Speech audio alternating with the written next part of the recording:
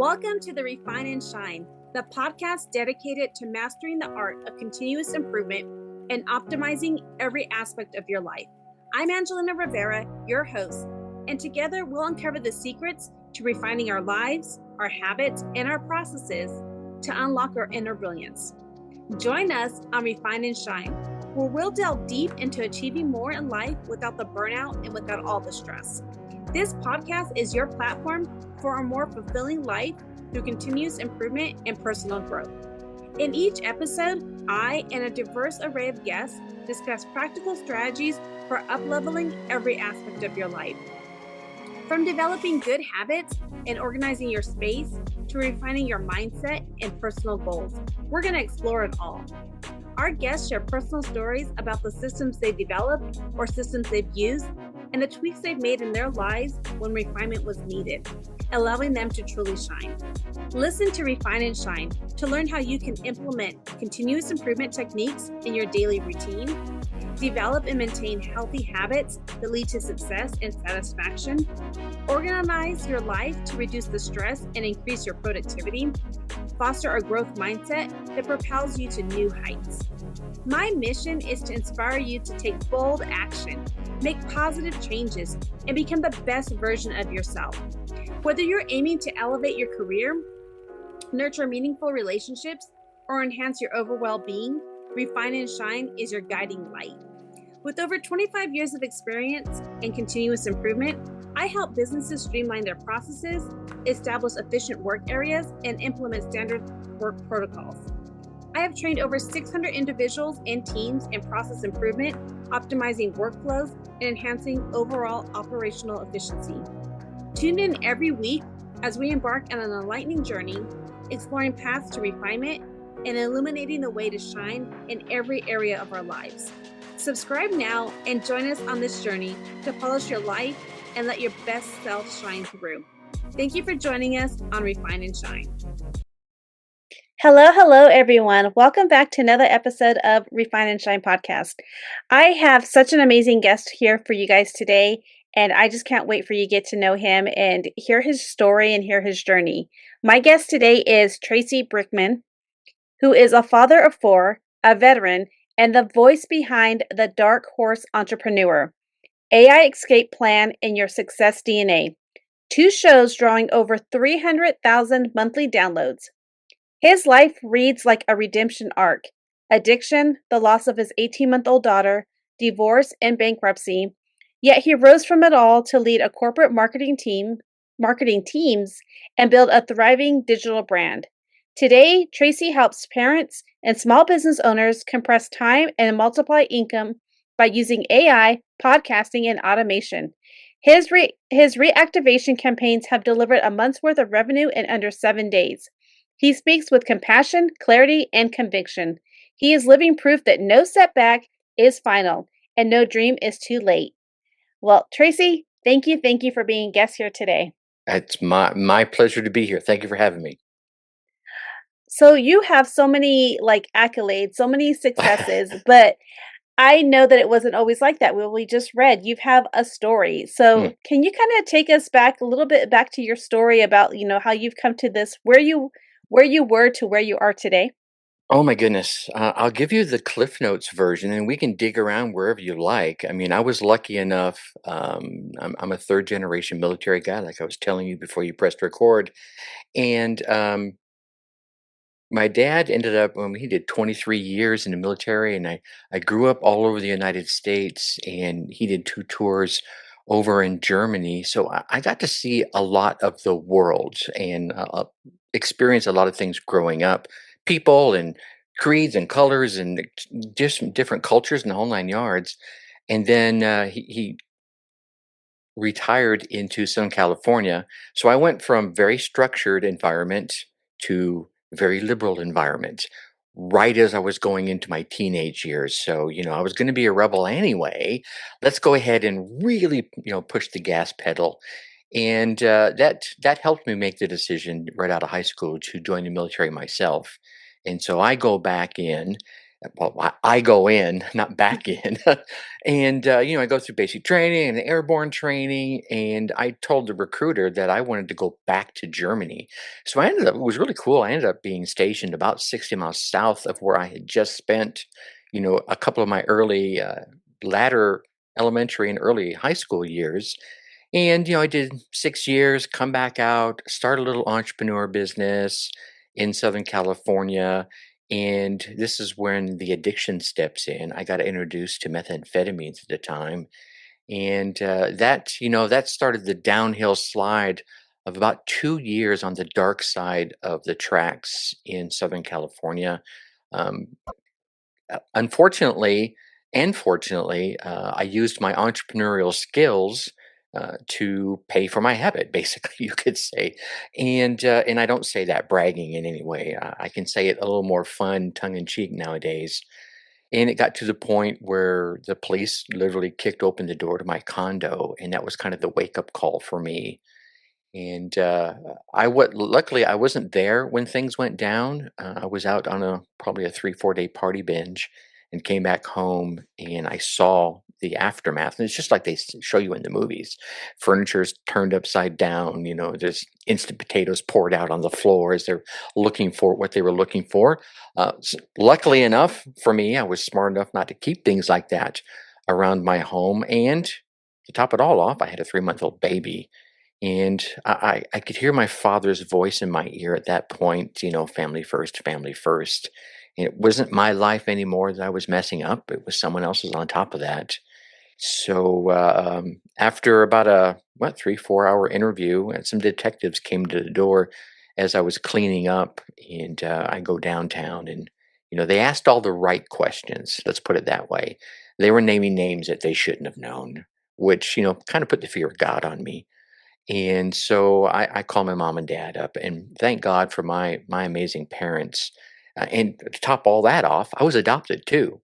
So they could have just said, "Yeah, psst, you're out," right? They could have just like quote unquote disowned me, but they didn't. They let me come back home and clean myself up and help me take care of my daughter. And I also have to thank my brother from another mother, Robbie, who was always there by my side helping me out. So that starts the climb back up, and I could have, walked right back out into the entrepreneur world, but I had taken that kick to the psyche, that big chunk out of your confidence. You're like, I don't know if I want to do that.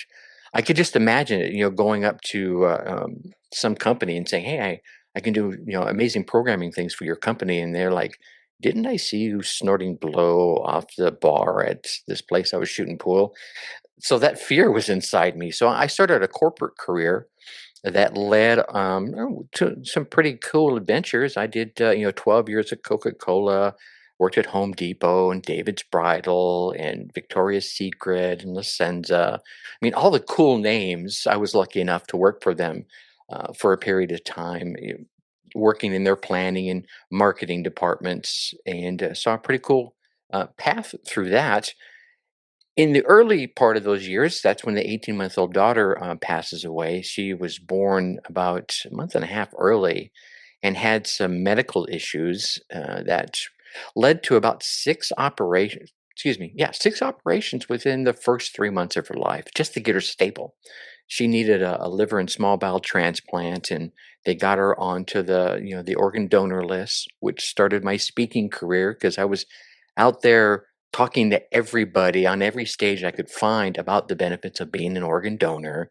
And, it just unfortunately, and I'm trying to condense this for you, it got Mhm. to the point where it was the machines keeping her alive.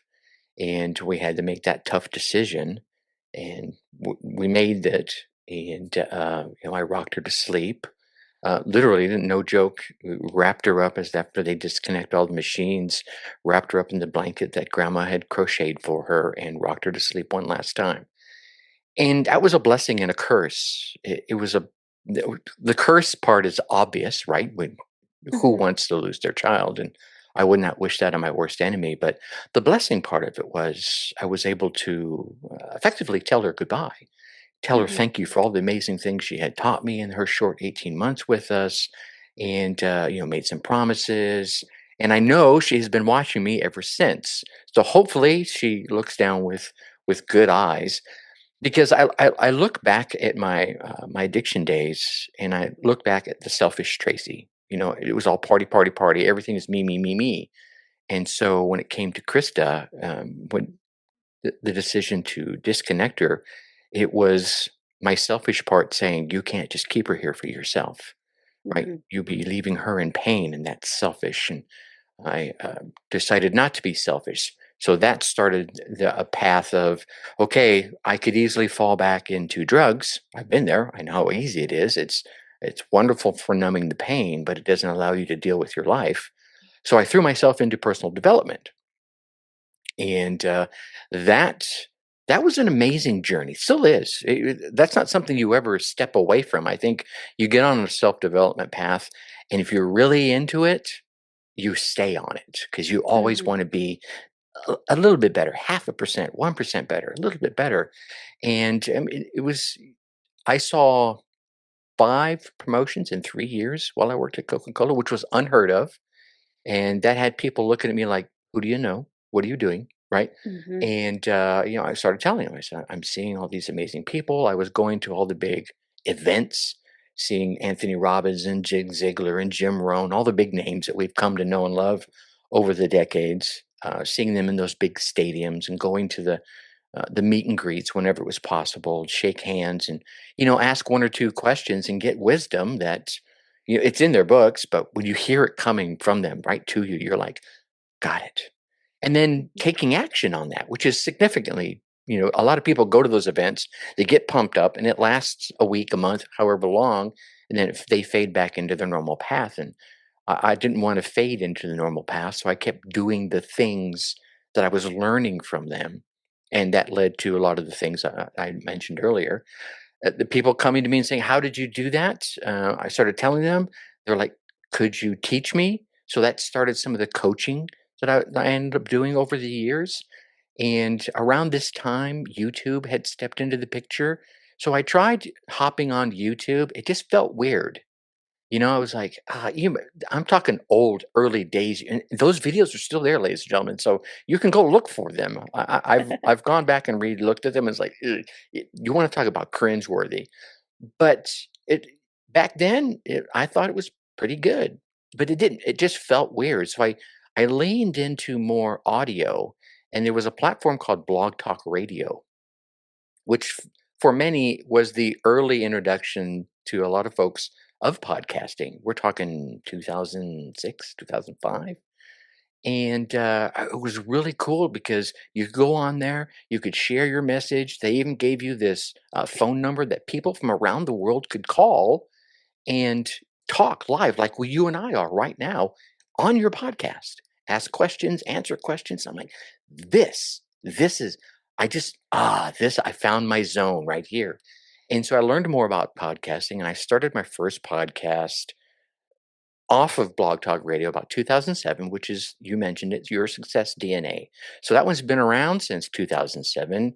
And here we are, what, 2025 now. So it's got a few episodes under the belt.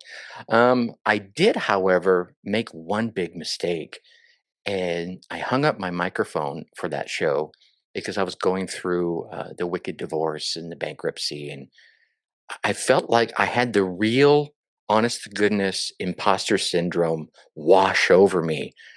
No joke. I sat down to do one of the episodes, and it was one of those episodes, one of those shows where I did daily short podcast episodes, and part of it was behind a paywall. So I was sitting down, I started recording the show, and it's like, "Hey, ladies and gentlemen, this is how you can go all the amazing, get to all the amazing things you want out of your life. All you got to do is this, this, this, and this." Those type of shows. And Mhm. then it hit me. Your life is falling apart, dude. You just left your wife. It was a wicked divorce you were going through, bankruptcy. You're sitting in this little apartment all by yourself. How can you give advice? So I hung up my microphone. Hindsight being 2020, if God forbid I should have to go through that again, I would stay on the microphone and just share. I was not ready to share the pain I was going through at that time. I'm a lot more confident in myself now. I like who I am, so I could probably do it a lot easier. Well, I say easy because I'm not doing it, but you know what I mean. Hmm. So I get myself together, align my life, and then I picked the microphone back up. That took a couple of years, and y- started another podcast on top of that. So that brings us to 2020. What a perfect year to start a podcast. Anyway, but it's doing okay. We're 5 years in. I think we just dropped episode 529, and the focus of that show has gotten narrower and narrower as we've gone along. More about educating myself and finding my path when it comes to that particular show. Again, long answer to your short question, but we can dig wherever you want to. Well, one, I just want to say what an amazing like journey that you have been through. And I think that it's like one and you as you were talking, you even said, "Oh, by the way, I was adopted too." So not only have you been, what age were you adopted? Let's start there. What age were you adopted? I was adopted. As the story, as I understand it, my adoptive parents knew my birth parents. They were neighbors and met me when I was 2, 3 months old, and started the adoption process at about 6 or 8 months old, and it was finally finished about a year and a half later. Wow, wow. That's pretty amazing. So And I was lucky. I'm sorry to interrupt. I you're fine. was lucky enough in the fact that my two parents told me early on at the age, and I don't know what age it was, at the age they thought I could understand it, that I was adopted. That they chose me to Mhm, be their child, and that if I ever had any questions once I was old enough, they would be happy to answer them. mhm, I never had questions until I was about 30 about, my mom and dad. The only thing I wish I would have asked more about before they passed away was apparently I have three sisters out there somewhere. It would be kind of cool to know them, mhm. have no interest in knowing my parents. So anyway, here we are. No, yeah, I think that that's amazing too, and I think that I love how you looked at it because I've you can hear it both sides. You could have like hatred towards your parents for your biological parents, or Hmm. all these other things you can deal with. It doesn't matter. That fact is that you're happy that your parents chose you, your Yeah. adopted parents, your chosen parents chose you to be your child, your their child, and I love how you shared about going to Germany and all the things like that.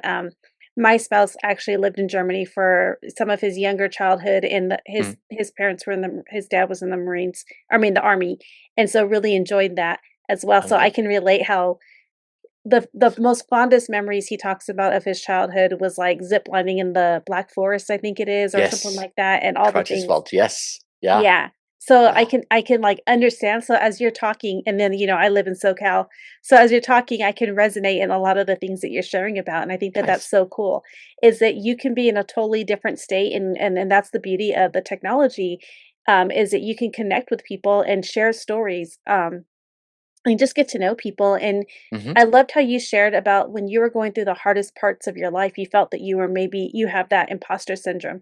And I think that that's really important that you touched on that because I have felt that too when I, feel it sometimes throughout my journey, I'm going through hard things. And so sometimes I'll do what I've done, like when I was going through grief of losing a dog, that I had had for a long time. Unexpectedly, we lost him. I just, what I said? I said, I can't talk to anybody. I'm not motivated right now. I'm gonna do a podcast about a tribute to my dogs, And Yeah.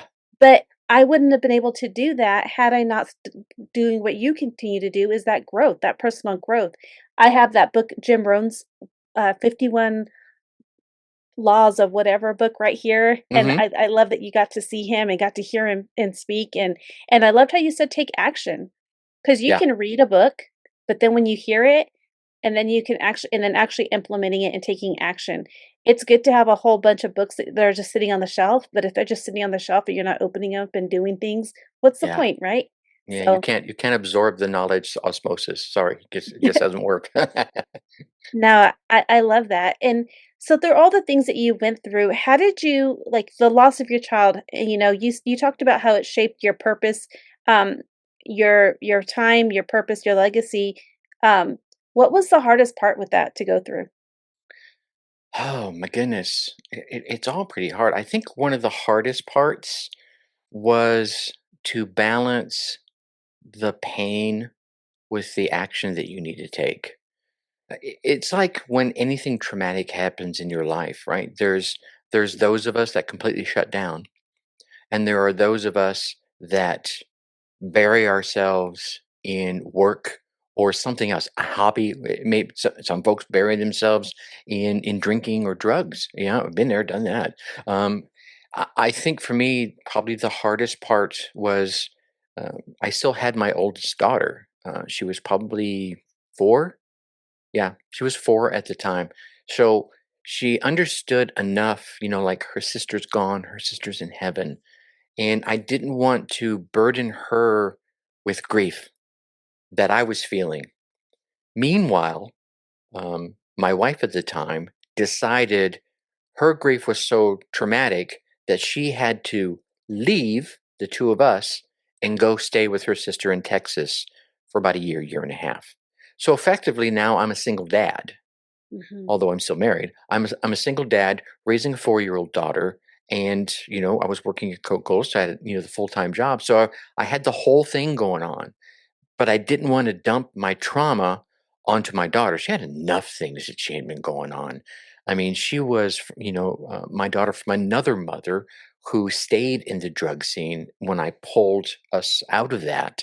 So there was that trauma, and I didn't want Mhm. to dump more on her.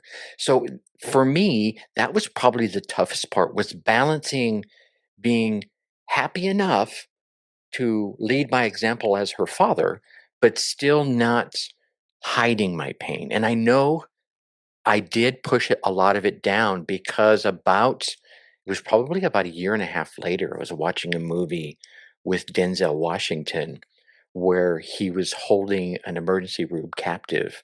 I think it's called, oh, I can't think of the name. Maybe it'll pop up later on. Anyway, as the movie progressed, about halfway into the movie, came the pivotal point when you realized he's doing this for his son. His Mhm. son needed a transplant, and Oh, the yeah, yeah. doctor was one of the people that were in the emergency room, and he was going to shoot himself to have his heart be available for his son. Mhm. And he had made sure everyone was there. And the moment that hit me, that that's what he was doing, I bawled like a baby. I literally fell out of my chair onto my knees and I was crying, sobbing, crying. And that's when it hit me that, oh my God, I've been holding all of this in, even though I've been like release valving it some, and it wasn't enough, obviously. And I was like, wow. And go back into the books. Okay, how do I deal with this more appropriately? So yeah, hopefully that answers your question. No, no, and I appreciate you for sharing that, and I can totally relate to what you're saying. And as you were talking about the movie, I got chills because I like remember I can see the visualize it, because he wanted the heart transplant, Hmm. and you needed a donation, an organ donation for your daughter. And I love how you shared, that you had to hold it together, but as you were trying to balance it, you were real, like that it finally hit me, but you were trying to make sure that you balanced everything. And it was a struggle because Yeah. some people think about you can always balance it. You can't. I have been there. I didn't get to hold my child, but I lost a child at a little over 5 months pregnant, and I gave Mm, birth to her, and she was already, had already passed. And so I didn't get to hold her or anything like that, but I had a 1-year-old still at home, and so I was trying to balance it. And I was trying to balance it and suppress yeah. my emotions. And this is early 2002. There's really not much you can there's nothing, nobody talked about it. You're Yeah. supposed to just suppress it. But it hits you and people are like, "Well, it was just a miscarriage." It doesn't matter. You still had a child in you. You're still Yeah. growing, had something in you. And for me, I did the wrong thing. tried to suppress and I just kept going and going and going and taking care of my son and working and going to school and working till I collapsed. I got Yeah. burned out and it had to be hospitalized, and that wasn't the right thing. The day that my daughter should have turned 21, 22, I forget. I get confused sometimes on the dates. 22 is the day that the day that she would have had a birthday is the day I started my podcast. That was my first full episode, and in a Nice. tribute to her, 20 something years later. Sure. But it was just, something significant, and that's how I talked about it. I talked about the burnout. Um, but for all the things that you have, I mean, you're now you became a father of four. How did becoming a dad influence your entrepreneur? Well, you're kind of already an entrepreneur, but how did like becoming the father, being the father, being an entrepreneur, how did that shape you to be who you are today, the leader you are today? It I'm not sure if being the father shaped my entrepreneurship or if my entrepreneurship shaped my being a father. I've always been one of those guys that likes teaching. Even if I go back to my late teens, I was not the oldest of the kids on the block. I was the second by about 6 months. Mhm. Uh, m- my brother from another mother, I call him all the time. His name's Robbie. His older brother was the one that was 6 months older than me. So the three of us, we were the oldest kids, and we were the cool kids, right? We weren't cool. Don't get me wrong. We weren't Fonzie or anything, but because we were the oldest, all the littler kids looked up to us. We were the first one with the car. We were the first one that got all to do cool stuff, and because we were all into martial arts, we started teaching the kids. Now, I first tried teaching them like in a classroom. Oh, you stand like this and you do this and like giving them katas and routines and yawn. How do you teach a 7-year-old martial arts like that? And so we tried a different tactic. I went into the house and borrowed my mom's 8 millimeter camera. And what we did at that point is we choreographed fight scenes, right? Pulling punches and do this, and now you knew how to tuck and roll because we taught you that a couple of weeks ago, and you do that and you land there. So, and now they got into it. And doing that, I was like, okay, this is cool. So I was teaching somebody something in a unique way, so they were absorbing it. And I think that kind of guided my philosophy because, I started doing that at 15. As I started going onward through my entrepreneurship, teaching other people to do things in a unique way for them to be more engaged. It doesn't matter if I was engaged. I was engaged because I'm the teacher and I love Mhm. teaching. Mhm. However, I've got to figure out how Angelina likes to learn. Are you kinetic? Are you visual? Do you need to touch something? How does it work with you? Or do you just need to hear the voice? Do you need the nice, soft, calming voice? Or do you need the excited, up tempo voice? What works for you? And different people are different. So that means now you have to learn your people skills because you have to learn how to pull that out of them or at least read it on their face or in their body language or in their responses. So that kept me growing to get better at my craft. At the same time, all of that taught me how to be a better dad because now I could look at my daughter and read the cues and hear the tonality and the voice and see the body language and go, yeah, that's not right. Or, oh my gosh, you all those things that we want to do as a good parent, and I still made mistakes. I still made, so it became this amazing cycle of, all right, that didn't work so hot with my kids. I'm not going to try that with the people I teach, and vice versa. So it became this self propagating cycle of learning. So they both kind of fed off each other. And here's where I think I really benefited from it. My oldest daughter, Talia, was a little more introverted. But most people wouldn't know that about her by looking at her because, when she's out in the open and you come up and talk to her, she'll happily talk to you. So you Mhm. almost think she's extroverted, but she's very introverted. That's how she gets her energy back. My third daughter, Shandy, she was totally an extrovert, cheerleading and all the whole 9 yards. So I had two different teaching styles that I had to enact inside the same dad, Mhm. right? Which was a new thing for me. Usually, all right, I'm working with Angelina. I only got to work in this one mode, and I figured out what that one mode is, and I could stay in it. However, now I've got two girls that are 5 years apart where I've got to shift modes to make sure they're both learning the lessons that I want to make sure that they walk away with. Does that make sense?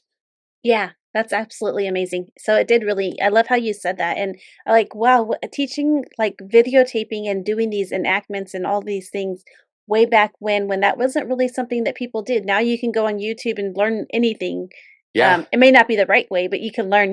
You'll find 20,000 videos on how to remove your ring from your finger. Yes, exactly right. Is your business constantly busy, but still inefficient? If your team is working hard but things keep falling through the cracks, it's not a people problem, it's a process problem. This is where Refine Consulting comes in. I help businesses simplify operations and build systems that actually work. Here's how I do it, in just a few days. First, we get clarity. We identify where your time, energy, and money are being wasted. Then, we map your process, step by step, so you can actually see what's happening.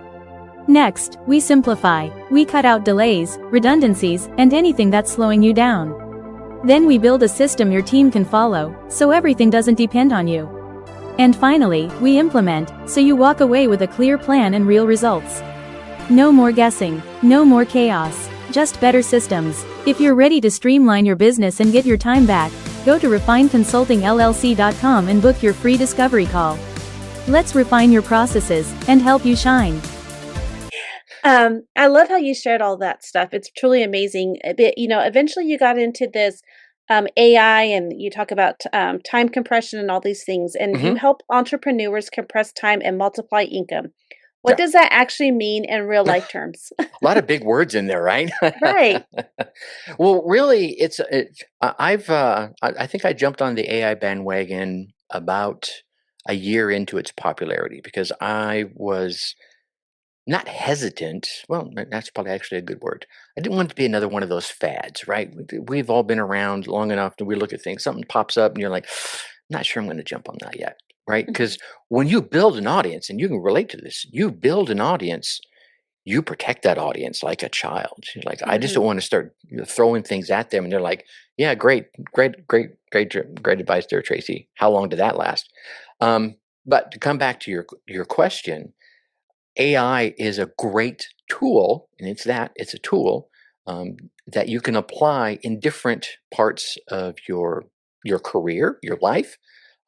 I've been sharing the advice from a side hustle standpoint, and obviously it works in someone's main hustle. But you can have AI do a lot of the grunt work. Let's use that, he says with air quotes, the stuff that you don't want to do is where I really like lean into it because a lot of folks they like sitting down and writing. Mhm. They have that creative pen in their hand, and so telling them to go to AI and let AI do the writing for them probably not a great path. However, that same person probably does not want to do any of their bookkeeping. Okay, well, an AI tool would be awesome for them. So again, it comes back to figuring out what that person needs uh, for AI to compress.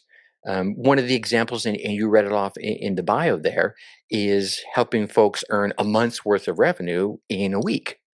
Well, one of the great ways you can do that is with a good email marketing campaign. Here's what I find a lot of entrepreneurs uh, forget because there's so many you air quotes again gurus out there talking about how to use Facebook ads and how to use Google ads and get more traffic in social media, how to get new people into your sphere of influence. Well, I'm going to come at you with a different angle. How about the people that have already paid you money, right? Mhm. They're already on your email list. They already know, like, and trust you, and while you're spending all the time finding the next John or Jane Doe to buy your widget, whatever you're selling, well, how about the person that has already bought your widget and could use widget 2.0 or widget plus, right? So I go to the small. I love small business owners, right? I'm a big fan of them. I go to the small business owner and say, "Hey, how do you have an email list? And if you don't, well, okay, well, first off, let's get you set up with that and use AI to do that. But if you do, here's what we're going to do. I'm going to set you up with an email campaign that's going to reach out to your current buyers and offer them something. What would you like to offer them? And it could be anything. You can go with the example of an auto detailer. Here's a pretty random one. An auto detailer, Southern California. You can relate to this. There are a lot of auto detailers in Southern California. I know. I used to be there.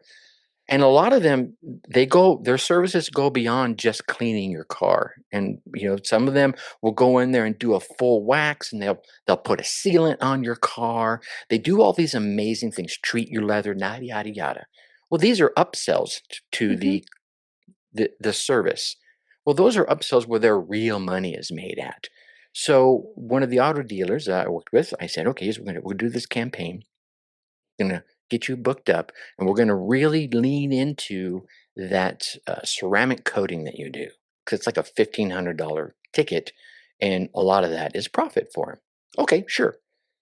We did the email campaign, and it was about 12 or 13 days in, we had to stop it because he was booked out for 3 months. Oh, wow. And that was just emailing his current client base. No ad spend, nothing. Just reaching out to the folks saying, "Hey, Angelina, you came in here a couple of months ago. Would you like to come back in and get your car recleaned?" Yeah, sure. I would love that. And then you pitch them an upside. How about this thing here? And people bought it. And about a year into it, he went from $500,000 a year to finally just crossing $1 million a year in revenue. So that's the kind of thing we're looking at. It's finding those ways to automate. I call it automating marketing, compressing the time so that the human isn't sitting there going, all right, how am I going to market this? You can reach into a chat GPT, a Gemini, whatever AI, LLM you want to use, feed it the relevant information, and it will come back to you with some amazing, great and personalized ideas. The key is giving it the good context. Anyone will tell you that. Mhm. Yeah, for sure. And I think that that's what's so important. And I love how you shared that, because you can plug something into ChatGPT, Gemini, or whatever LLM you're using, but you have to verify and make sure that what it's saying is correct and that you can actually produce whatever it put together that whatever you're selling. Right? Right. Yeah. Yeah. I So, mean, one of the things I started here, and I put it out a couple of times a week for my parent entrepreneurs, is a newsletter that gives them an idea, and it's just that it's an idea that within, I'll say, between 3 and maybe I'll go as far as 10. Usually, it's 3 and 7 steps. They could take that idea, and within, I'll be nice, a weekend, have it up and running, and potentially having it ready to generate some income. Okay. And some folks are like, well, Tracy, how can you do a couple of those ideas a week? Because there's so many amazing things out there that people just don't even think about. Here's one. Back in the 90s, I had what was then a really good computer. It was a 286. And by today's standards, it was slow as molasses. And we're talking dial up internet days. And during the holiday season, I put my ad out in the Penny Saver, and I'm not sure if they still have Penny Savers out there in no, Southern California. no, they But don't. that's the only publication I could afford back then. Mhm. But what I did is I put out an ad saying, "Have Santa call your kids." I'm not obviously I put few more words in there, Mhm. $20. And there was an upsell for a more personalized experience. And what I did is I had a bunch of pre-recorded Santa recordings on my hard drive and a dial-up phone, and these parents would call me up and make an appointment for little Johnny, little Joey, little Jessica, to meet Santa on the phone. And I would be Santa's helper. I would make that call, the dial-up Mhm. phone would dial the phone for me. I would be on the physical phone saying, "Hey, this is Santa's helper. I'm looking for little Johnny." And mom or dad would get little Johnny onto the phone saying it's Santa. And then I would start playing the pre-recorded message.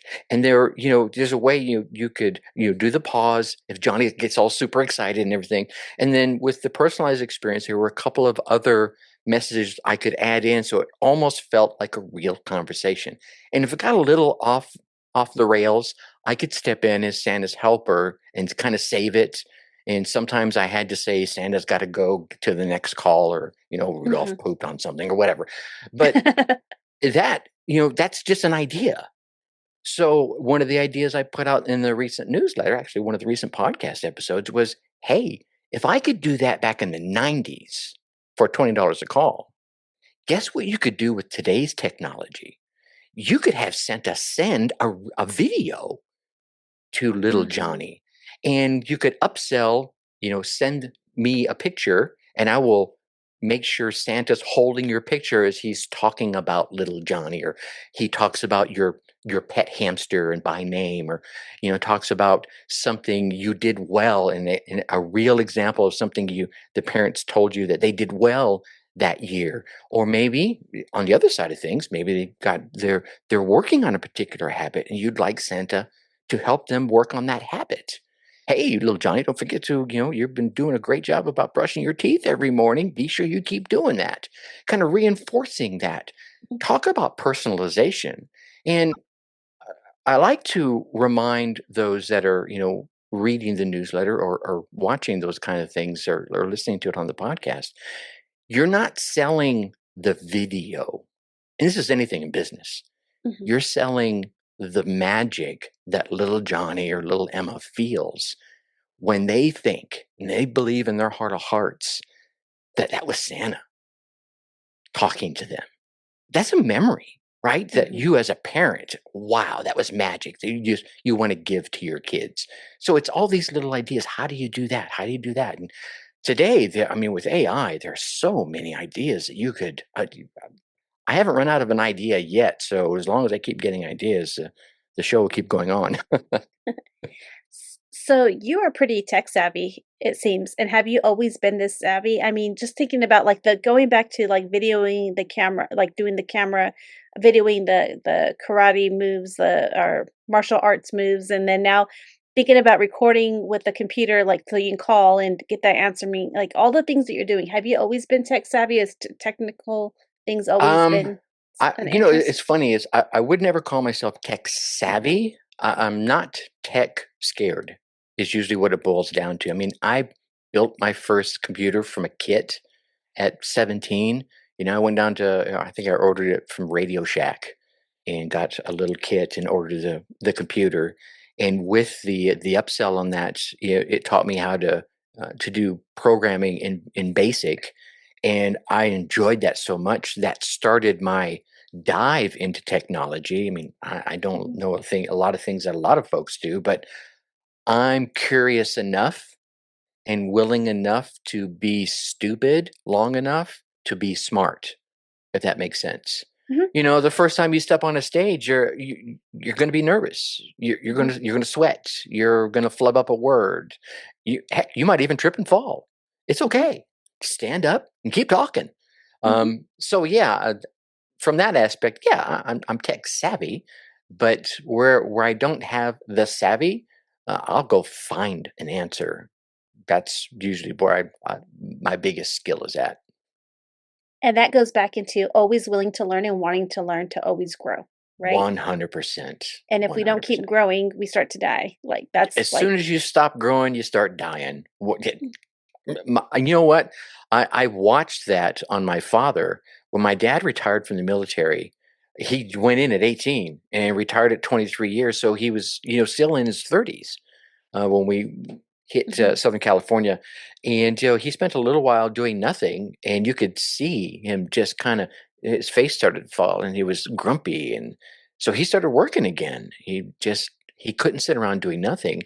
And then when he officially retired, he threw himself into his workshop, building little wooden toys and little wooden this and little wooden that. And he kept himself active. And so here's a sidebar for you. He lost, well, eventually both, but initially lost one of his legs from the knee down to diabetes, to what's it, gout or whatever it is, where your toes start turning black. But they cut it off at the knee, and I went over to his house then because he lived about 5 miles away from us and the girls, and built him a ramp on his porch so he could, because he had a workshop outside of his house that now he could not get into because he was wheelchair bound. So I built him a wheelchair ramp to get him down from his house and then up into his workshop so that he could keep puttering around. And then, later in life, when he moved back to Minnesota, he lost his other leg, and, he kept going. He just dropped his workshop bench down to his height, and he kept puttering around, keeping himself active until he couldn't. And when he couldn't, you could almost see day by day the decline of things. So yeah, I say it with all enthusiasm. When you stop growing, you start dying. Yeah, I can so relate. So my husband is medically retired, Hmm. and one of the things he loved to do and what he retired from was being a mechanic, a heavy mobile equipment mechanic for the Marine Corps. And so when he couldn't do that anymore, it Oh was like, man. what does he do? Well, now what he does is he works on remote control cars because it's something that he can do. Hmm. And we he builds cars and he helps veterans. We belong to an organization that helps veterans use these remote control cars for those who may not be able to, just to get outside, move your bodies, but you Yeah. can crawl in a wheelchair. You can do a Yep. remote control car with these RC cars, but it's just to get out of your head, and get out of that mental space, depression, things like that. And it's using a tool, but still working on things. And he'll constantly rebuild and rebuild. And I'm like, what are you doing? He goes like, oh, I got to change this. And I'm like, didn't, but because it's like as he keeps tinkering or learning, and then he goes and helps others, but it keeps him busy. And a busy Yeah. mind is a good mind because Yeah. it's not leading to trouble and, If the depression. they even say it in the Bible, something about idle hands, okay. Mhm. Yeah. Yeah, no, that's amazing. I know one of the gentlemen I worked for at Frontgate, was one of the corporations I worked for. He was paralyzed from, I believe it was the thighs down, and he had one of those really cool fold up. I call it a speedy wheelchair because he was really fast in it. And he had his car, and he had like a Honda. It wasn't like a big van where it was lots of room for customizing. He had a regular sedan type car with extra handles and stuff, so he could operate his regular car with just his hands. And Mhm. he would, slide himself out of the wheelchair, fold up the wheelchair, toss it in the back seat, close the door, and just start going. And I thought, dude, you rock, right? Mhm. I want to hope with my heart of hearts that should I be in a situation like that, I would have that kind of stick to itiveness. Mhm. I love that. I love that. You talk about that you help people, you help business owners, small business owners, you love small business owners, and then parents. You help them, but you talked about how they waste time without realizing it. Hmm. And can you explain that a little bit? Well, it depends in which arena. Here's usually where I find it is they're wasting time getting Why? ready. Okay. It's usually where it's at. So if we're talking in the world of, I'm coaching them to start a side hustle or improve their side hustle, they're they're feeling productive by learning, which, don't get me wrong, is amazing. We've already mentioned this a few times. You want to keep learning so you don't start the dying process. However, if you never enact any of the things that you're learning, you're really just wasting time learning, if Mhm. that makes sense. It almost sounds like I'm, being counterintuitive to myself, but here's where it really hit me. Back in the day at Coca-Cola, I used to sign all my emails, "Think successfully." Right? This is after my daughter had passed away, and I was, like I said, going to see all those amazing people and learn all these amazing things. And I was like, "Think successfully," right? Which is good, but it's only half the battle. About 2 or 3 years into that, I realized, yeah, I can think all these amazing thoughts, and there is a certain level of, you know, energy that comes back to you from that alone. However, The ingredient that really makes it amazing is when you think successfully and take action. That's when it all starts to really pull in your direction. So now, ever since then, my emails are always signed "Think successfully and take action." That's actually how we sign off the show. So, for all of you that are sitting around learning, do it's Mhm. learn, do, teach. Because in order for you to teach, you got to learn it, and you got to learn it well enough to do it, and you got to do it well enough to teach it. So it starts this amazing cycle. And I'm not saying you have to teach a whole bunch of people. Teach somebody, anybody. Teach your spouse. Hey, I learned this cool thing. You want to see how to do it? Not really. Oh, come on, let me show you. There'll be somebody in your sphere of influence that will be interested enough to at least let you try and teach them.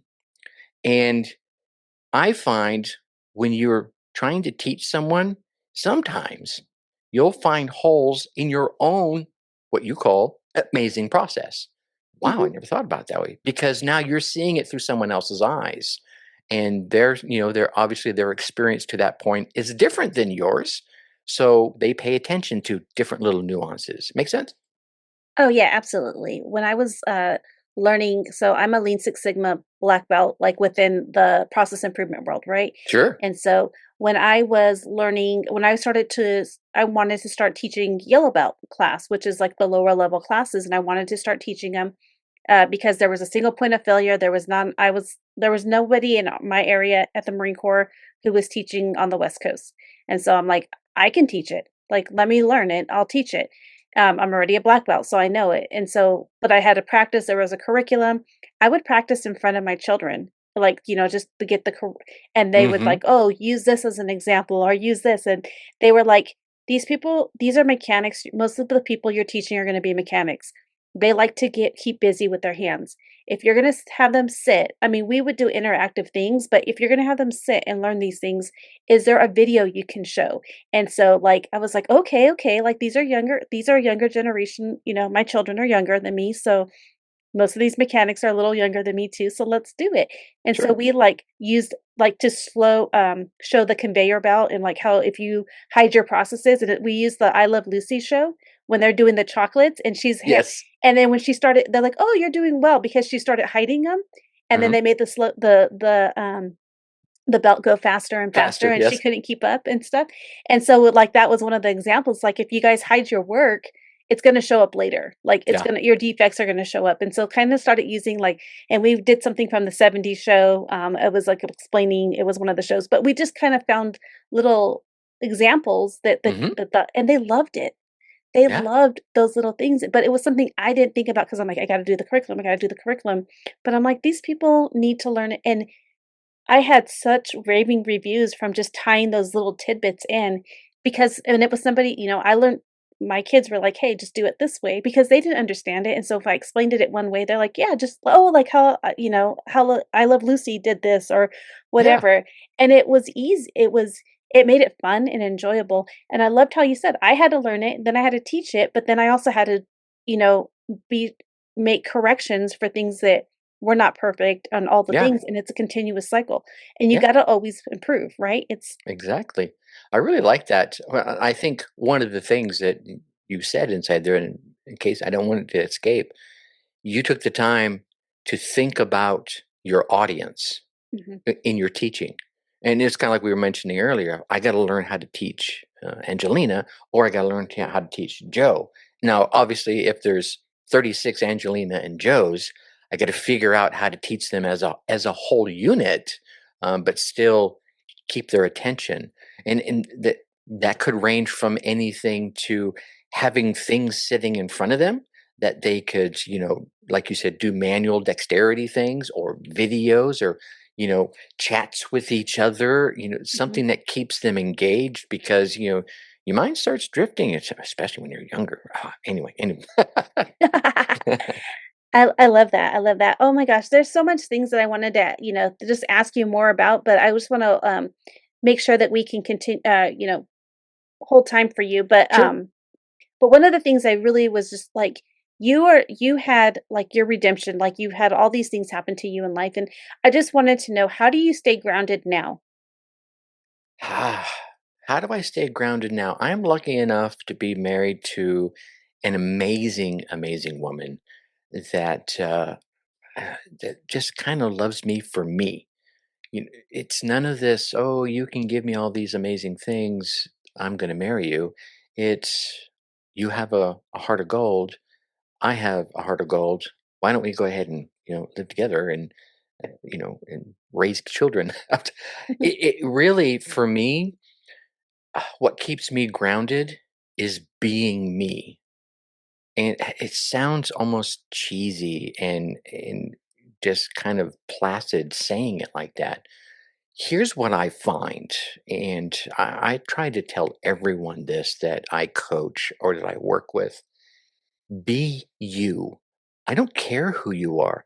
You could be a raging liberal or some crazy redneck or out there or some super ultra conservative. I don't care. Be you, because here's what's going to happen when you be you. No, I don't want you to go out there hurting people. Let's not do any of that. But be who you authentically are in your heart. Here's what's Mhm. going to happen when you do that. The energy that you put out as you will resonate with a group of people. Those would be the people you will find that click, to use a term, with you. And at the same time, that same energy that you're putting out, being you, is going to push away a certain group of people that you spend way too damn much energy trying to impress in the first place. Who cares? Because if you don't like you, I don't care if that person over there that you're so worried about likes you. You need to like you first. And the best way to do that is to do the things you love, to do the things you're passionate about, whether you get paid for them or not. Be yourself and find someone that loves you for who you are, warts and all. And that's a tall Mhm. order because some of you might be married to someone that doesn't like you very much. I'm just saying. I know I was there and I had to walk away from it. And that's that led to that wicked divorce we talked about. It was 22 years that I stayed in that because I was living my father's ethos of family first, family first. Whereas if I had been true to myself, I would have taken my kids, I would have packed them up, and I would have walked away a lot sooner when all the red flags started going off, right? But Mhm. because I didn't, we went through all the fun and turmoil that we went through. So that leads me to further being more grounded now. And one of the greatest ways to find out who you are is to look back into your mud, your muck, your mire, and your dark times, not to re experience the pain. I don't want you to throw a pity party because nobody comes. It's no fun. But you do want to look back into your pain, your trauma, and your dark times to find the lesson. Because I believe God, Buddha, Allah, Mother Nature, whoever you believe in as a greater source than yourself, is going to keep putting things in front of you until you learn that lesson. And once you learn it, take it in and absorb it, then you're able to move on to the next spot. So all of that to say, being myself, being able to look back at the caca that I've done and learn the lessons from it and able to get onto a camera or a microphone with folks like yourself and share it in the hopes that someone else is going, oh shit, he's right. Not Mhm. because I said it, but because something in the words rang true for the person hearing it so that they can turn back, learn their lesson so that they can step into being themselves. Does that make sense? Oh yeah, absolutely. I think that's so so good, and I think that that's one of the things that most people just. I loved how you like they don't think about it, and I love how you said the energy when you were working so hard to be fit in with people, you Mm-hmm. don't belong there. You Mm-mm. just don't belong. Be you, be true, and you're gonna attract the right stuff. My husband always says he can feel people's energy and get the vibrations, and so he can feel who he wants to be around and who he doesn't want to be around. I like your husband already. And it's something that I'm like, I always ask him, "How do you feel the vibrations?" He goes, "If you stress about having to meet them, then they're you already You have the wrong don't. vibe Yeah, already." And exactly. so I think that's important. Well, as we wrap up, I wanted to ask you, one, how can people connect with you if they want to, because you do coaching and all the things, and you talk about your podcast real quick. How can people connect with you? Is the first thing. Sure. The easiest way, and I won't give them multiple places, we'll send them to one spot and that can send them elsewhere. Go to darkhorseentrepreneur.com. They can check out the podcast. So it's, the escape plan. If you're interested in AI and side hustles, that's right there. All the socials are up there, and that can lead to everything else. So good, so good.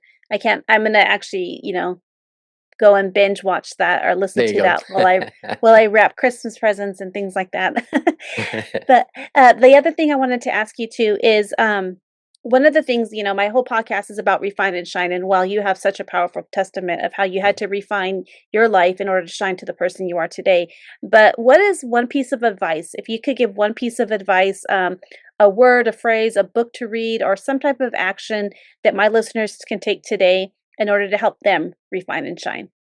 I'm gonna give a piece of advice that I read and I learned way back in my teen years when I started learning the martial arts I was talking about, from none other than Bruce Lee himself. Now, mind you, I didn't learn it from Bruce Lee directly. I learned it from his book called The Tao of Jeet Kune Do, which I bought back then thinking it was going to teach me how to fight like he was back in the movies. But it was more philosophy filled, which was a good thing. And the quote I want to leave you with is absorb what's useful, discard the rest, and here's the magic part, add what's uniquely you. Now, I want you to hear that again. Go ahead and hit that little rewind button that goes back 10, 15 seconds and re listen to that because this applies to so many things in your life. Maybe there is a book on the shelf that we were talking about earlier that you did, in fact, read. Go ahead and go back and read it again because here's what's going to happen. The person you were that read that book 5 months ago, 5 years ago, is different than the person you are today. So you'll probably absorb something new that you find useful. Discard the rest. You don't need it. Maybe you already learned it and enacted it, and that's what brought you to where you are. Maybe you're not ready for it yet. So just don't have to throw it away. Just put it up on the shelf. When you finish the book, put it back. And then add something that's uniquely you. This comes back to the part we were talking about earlier about being you. You do those three things, things will start to happen for you. I love that. I love that. So good. So good. You were so amazing. You had so many great things. And I just cannot wait to see, listen to the podcast. And I just can't wait to see the outcome of this podcast because I know it's going to get raving reviews. So thank you Oh, so much. thank you so much. My pleasure. Thank you for joining us on this episode of Refine and Shine. We hope you find valuable insights and inspiration to fuel your journey of continuous improvement. Remember, the key to success lies in refining your processes and letting your inner brilliance shine. If you've enjoyed this episode, be sure to subscribe to the podcast and leave a review.